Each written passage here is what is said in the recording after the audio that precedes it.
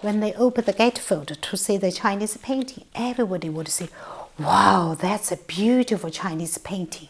So then automatically they will know, okay, this is how Chinese painting is. And that painting illustrates the theme of Shu Lin's grandpa, the children's book shortlisted for the best illustration at the 2022 Yuto Kate Greenway Awards, known as the Oscars for the children's books in the UK. In the book, a Chinese girl, Shu Lin, found it difficult to adapt to school life after moving from China to England. However, a Chinese painting drawn by her grandpa opens a means of communication between Shu Lin and her new classmates. I'm actually really so fond of these kind of topics because normally, it's not in our daily life. But when I started to do this kind of books, let's say, for example, The Visible Sound.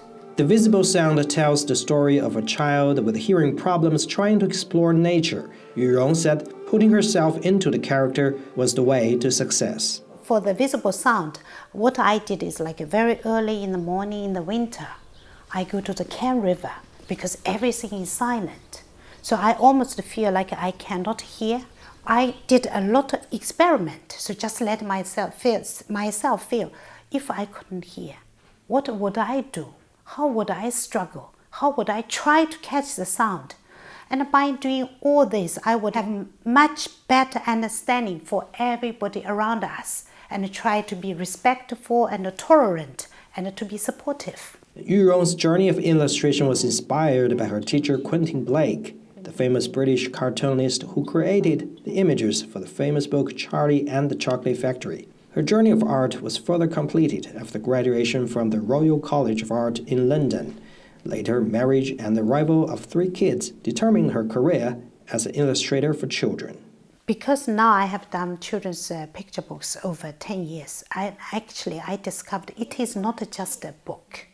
Of course, it's a book for you to read, but you think about as a medium that children spend time with parents, it's almost like a family bonding. Traditional Chinese art forms have been seen in most of her artworks. I use paper cut. Paper cut is absolutely traditional Chinese folk art form. Gradually, I add more color in to be accepted by international audience. So far, Yu Rong has published more than 20 books in different languages and in more than 20 countries around the world. She hopes her works can go beyond borders to help children who want to explore their world. 苏小小 CGTN